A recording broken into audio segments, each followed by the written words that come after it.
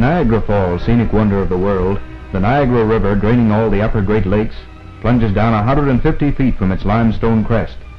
Funneled into a narrow gorge in the crooked arm of the Whirlpool Rapids, it foams northward 14 turbulent miles down to Lake Ontario, a gathering point for sightseers from Canada and the United States. It is in peace years center of trade for millions of tourists. And ever since fur trading days, the Niagara Peninsula has been a commercial crossroad. It is a district rich in Canadian history. Here, William Lyon Mackenzie, one of the fathers of Canadian democracy, was born. Nearby at Queenston Heights, the monument to General Isaac Brock, hero of the War of 1812, now overlooks a prosperous countryside. Famous for its blossoms, the peninsula is a garden in the spring. Later in the year, the passerby can have fresh from the trees some of the finest fruit in the world. Giant pylons stride across the busy canals, feeding power from the falls to the industrial cities and the great trade towns that stretch along its waterways. The location of Niagara Peninsula is highly strategic, for within a radius of 500 miles lies 80% of the population of North America. The Niagara Peninsula is a narrow jut of land between two inland seas. The Niagara River, draining north from Lake Erie to Lake Ontario, forms its eastern border. Along the river and the Welland Canal that carries ships around the falls crowd the populous peninsula towns. With a latitude as far south as Milan, the Niagara Peninsula has a mild, moist climate and a fertile soil, particularly favorable to fruit growing. Vines of dark Concord grapes, protected under the escarpment of the old Lake Ontario shore, cover the level lowland from Hamilton to Thorold. Peach orchards spread out from Grimsby, and apple trees from Welland.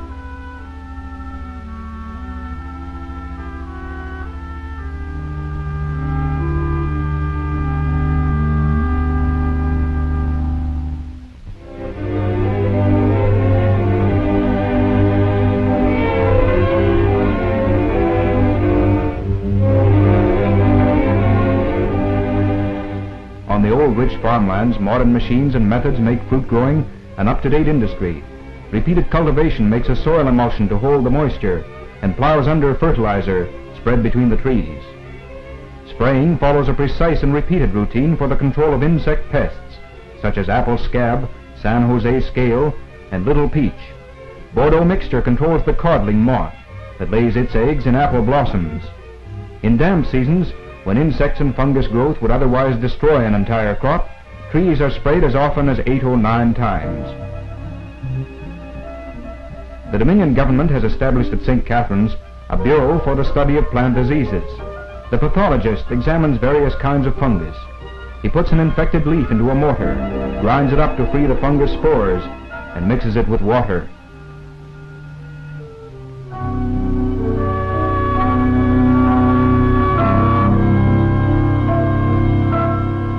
To study how the growth will act when it is treated with various preparations, the scientist begins by raising a fresh crop of fungus on another leaf.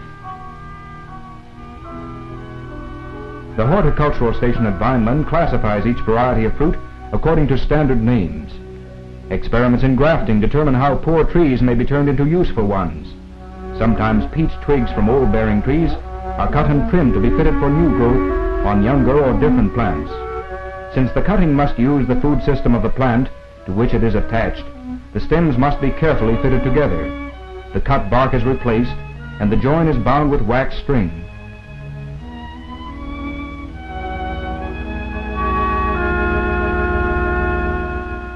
Canadian schools for apprentices in agriculture are among the best in the world. Their courses are practical. They study the peculiarities of the local soil and climate, the care of plants during the growing season, the collecting of seed, as well as botany and plant classification.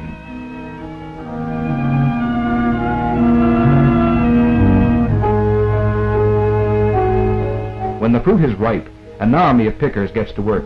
For labor shortage or not, the fruit is needed, and trees of the peninsula yield over 1 million bushels of small fruits each year. Apples, Macintoshes, and Northern Spy will find their way to city markets of eastern Canada, and as dried apples and apple juice to the armed forces overseas. Picking an apple isn't just pulling it off the tree.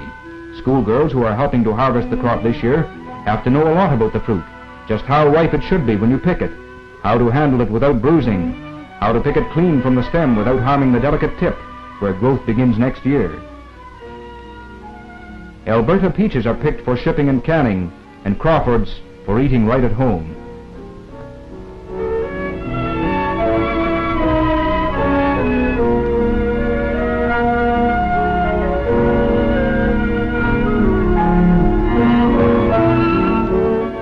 Along the Ontario and Erie Lake shores, and where the Niagara River empties into Lake Ontario, one of the oldest industries is still productive. For here are some of the fishing grounds of the Great Lakes that are the source of 1/2 of Canada's inland fish supply. City markets just around the corner make steady trade. And the peninsular fisherman, drying his gill nets on the shore, feels himself part of a populous community, for he lives on a busy thoroughfare, where boats from Toronto and Hamilton and Niagara on the lake ply upriver to Queenston.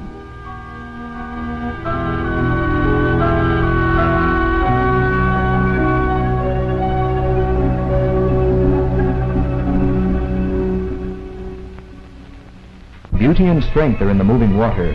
1.5 million gallons a second pour over the falls. At their base, the power plants pass 1 million horsepower, pulsing through high-tension cables to the massive transformer stations, arsenals of hydroelectric energy.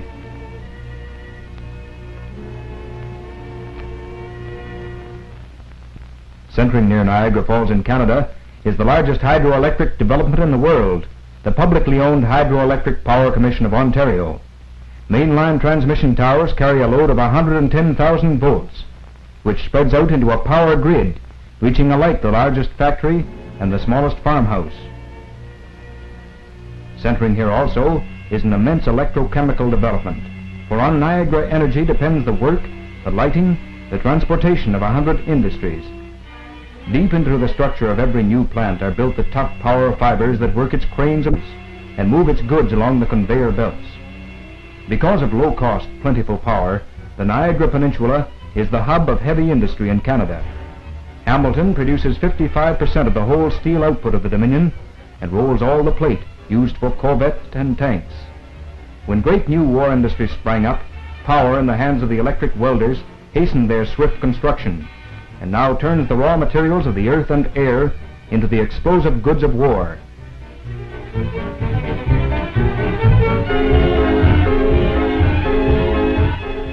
Power for transportation runs the Hamilton, St. Catharines, and Niagara Falls Electric Railway. Lime and building stone come from Niagara quarries. Gravel comes from the old floor of Lake Ontario.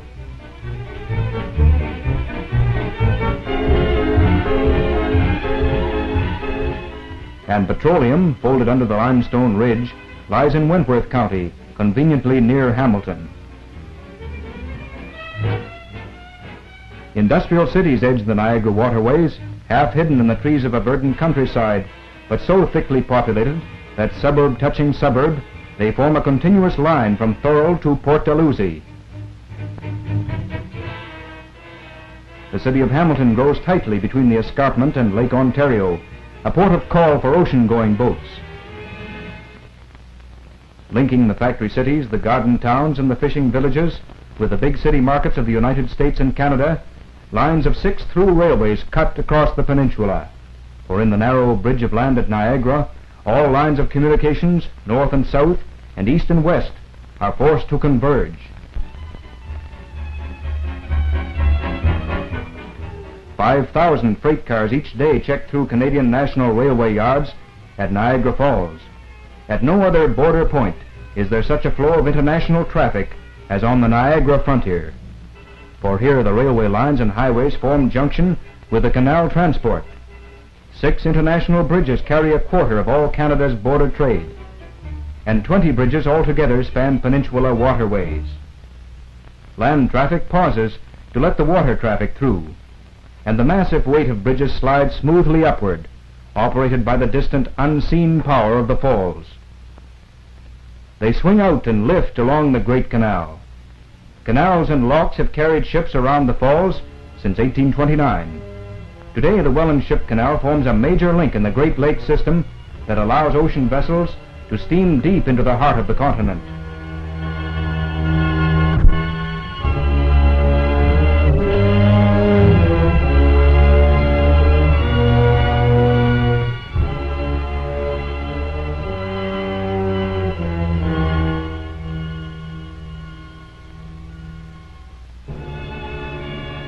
ship that goes up from Lake Ontario to Lake Erie must make a climb of 326 feet through 7 locks.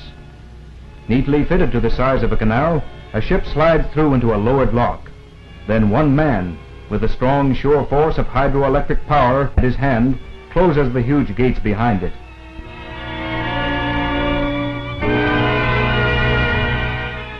Water fills into the lock, carrying the ship up with it, until the new level is equal to that at the other end of the lock, and the ship, 46.5 feet higher than when it entered, can pass out on its way.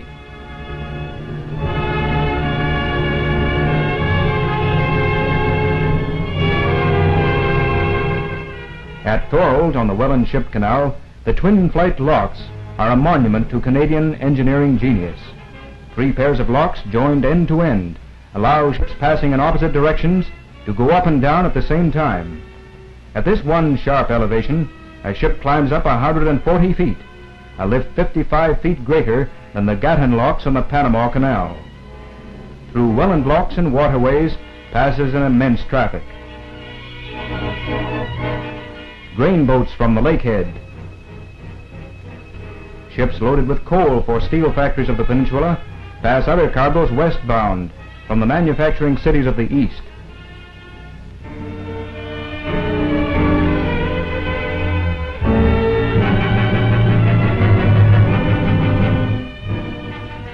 At Niagara ports, ocean-going vessels and lake barges stop on their way between Montreal and Port Arthur. Lumber from the Lake of the Woods district, 1,000 miles to the northwest, unloaded in huge piles. To the same ports come ships whose holds may carry sulfur mined in Texas for use in changing logs to pulp and paper. The immense grab buckets clamp their steel jaws, and by the labor of the distant falls scoop the sulfur out to waiting railway cars and to nearby factories.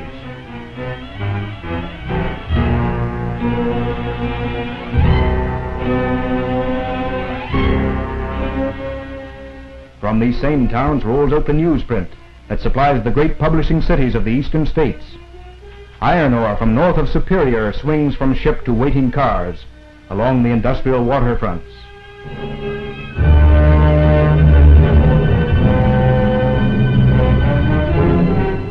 Niagara is a district of blended contrasts, where factory towns stand on the edge of farmlands, and industry and agriculture grew up together, where hydroelectric power that works the great machines projects its silent strength over a smoke-free countryside. The river, once a natural barrier, has now become a highway and a focal point for 2 nations, drawn together by the power of the falls.